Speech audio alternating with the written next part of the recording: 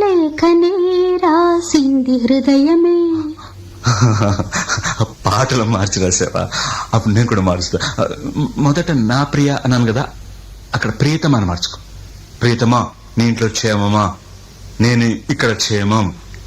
ప్రియతమా, నీ వచట కుశలమా? నీ నిజట కుశలమే. ఆహా, ఓహో, నేను ఊహించుకుంటే కవిత మనసులో వరదలా పొంగుతుంది.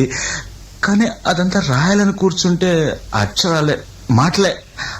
ఊహలన్నీ పాటలే కనుల తోటలో, అదే తొలి కలల కవితలే మాట మాటలో. అదే, ఆహా, బ్రహ్మాండం. కవిత కవిత పాడు.